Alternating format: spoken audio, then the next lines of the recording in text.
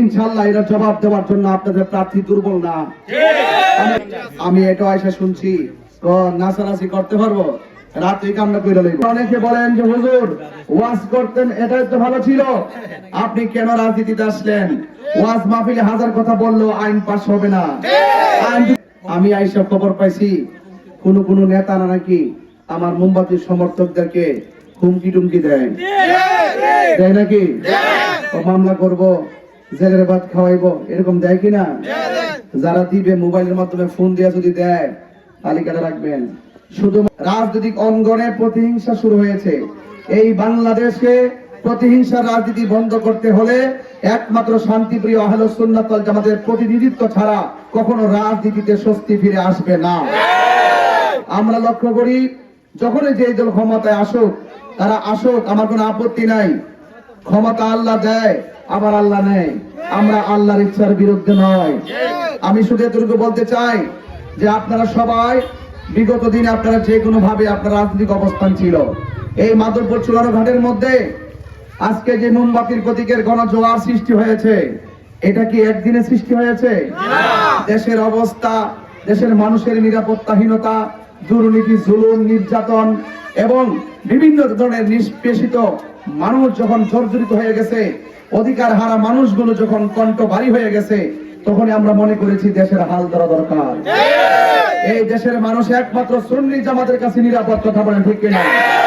সুন্নিরা ক্ষমতায় আসলে মন্দিরে আঘাত করা হবে না, মাজারে আক্রমণ করা হবে না, যারা মাজারে আক্রমণ করেছে তাদেরকে বিচারের আওতায় আনা হবে, যারা বিভিন্ন ধরনের মানুষকে খুন গুম করেছে তাদেরকে বিচারের আওতায় আনতে হবে। এখন অনেকে বলেন যে হুজুর ওয়াজ করতেন, এটাই তো ভালো ছিল, আপনি কেন রাজনীতিতে আসলেন? ওয়াজ মাহফিলে হাজার কথা বললো আইন পাস হবে না। আইন যদি পাস করতে হয় সংসদে যেতে হবে। এই জন্য আপনারা সুন্নিয়তের হাতকে শক্তিশালী করবেন এবং দেশের সংকটময় একটি পরিস্থিতি চলছে, সেই পরিস্থিতির আলোকে আপনারা সুন্নিয়তের পাশে থাকবেন, মোমবাতি প্রতীকের পাশে থাকবেন। ইনশাআল্লাহ মোমবাতি প্রতীকে যদি এই চুনারঘাট মাধবপুর যদি ইনশাআল্লাহ আল্লাহ আমাকে আপনাদের সমর্থনে কবুল করে, আমার কাছে কিছু চাওয়া লাগবে না। এই চুনারঘাট মাধবপুরে শান্তি সম্প্রীতি রক্ষা করার জন্য, অধিকার হারা মানুষের অধিকার ফিরিয়ে আনার জন্য, সুবিধা বঞ্চিত মানুষের সুবিধা ফিরিয়ে দেওয়ার জন্য এবং যেই সমস্ত ব্যবসায়ীরা চাঁদাবাজদের কারণে ব্যবসা করতে পারে না, সেই ব্যবসায়ীদের স্বস্তি ফিরিয়ে আনার জন্য এবং যেই সমস্ত চা শ্রমিকরা তাদের ন্যায্য অধিকার থেকে বঞ্চিত হয়ে অর্থনৈতিক বৈষম্যের শিকার হয়েছে, তাদের সেই সমস্ত অর্থনৈতিক সচ্ছলতা ফিরিয়ে আনার জন্য ইনশাআল্লাহ আমার কাছে চাওয়া লাগবে না। আমি আমার ঘাম ঝরিয়ে রক্ত ঝরিয়ে রাষ্ট্রের পক্ষ থেকে যেই বাজেট আসবে সুষম বন্টনীতির আলোকে রাস্তাঘাট, শিক্ষা, উন্নয়ন এবং সম্প্রীতির লক্ষ্যে চিকিৎসা উন্নয়ন, মা বোনদের অধিকার, মা বোনদের নিরাপত্তা, মা বোনদের মর্যাদা প্রতিষ্ঠার জন্য ধর্ম বর্ণ নির্বিশেষে সকল ধর্মের মানুষ সব ভেদাভেদ ভুলে গিয়ে সম্প্রীতির মাধ্যমে সম্প্রীতির মডেল বানানো হবে এই চুনারঘাট মাধবপুরবাসীর কাছে।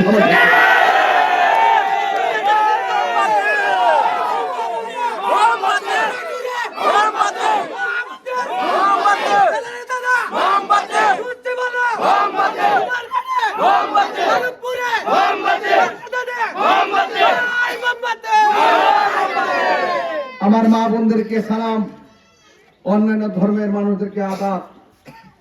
মা বোনরা সকাল সকাল ঘুম থেকে উঠবেন, রাতের বেলা শেষ কাজে তাহাজ্জুদ পড়ে আমার জন্য দোয়া করবেন এবং সকালবেলা ভোরবেলা এসে আপনারা আপনাদের ভোট মোমবাতিতে দিবেন। আমি নিতে আসি নাই, দিতে আসছি।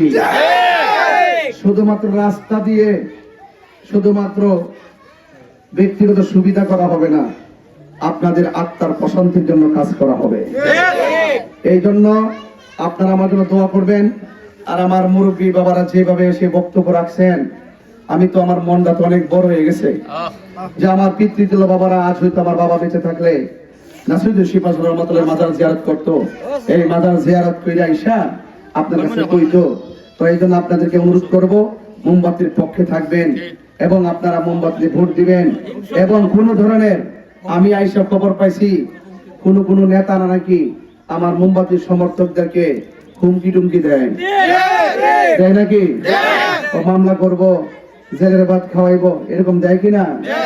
যারা দিবে মোবাইলের মাধ্যমে ফোন দিয়ে যদি দেয় তালিকাটা রাখবেন, শুধুমাত্র বলবেন যে এই নাম্বারে আপনাকে হুমকি দিছে, রেকর্ড রাখবেন।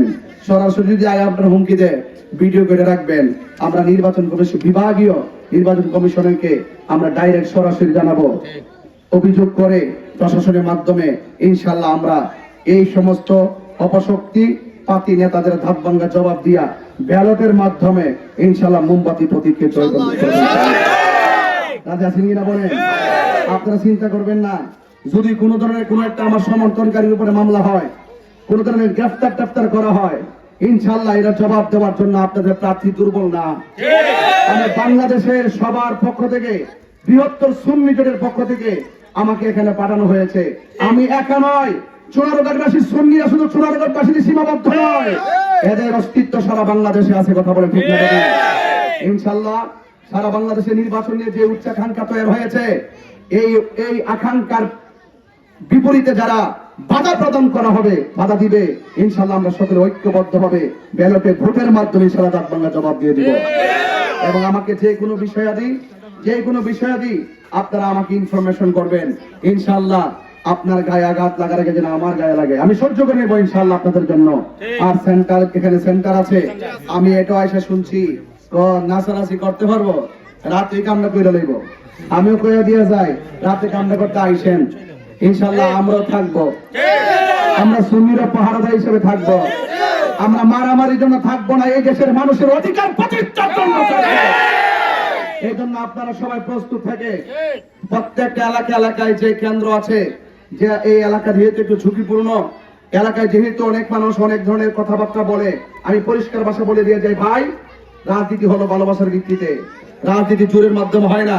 আমি পরিষ্কার করে বলতে চাই, আপনারা সবাই এখানে রাজনীতি করেন, আপনার ভোট আপনি চান, আমার ভোট আমি চাই, জনগণ যাকে জায়গায় দিবে এটাই আপনাকে মেনে নেওয়ার মানসিকতা থাকতে হবে। কথা বলেন ঠিক কিনা?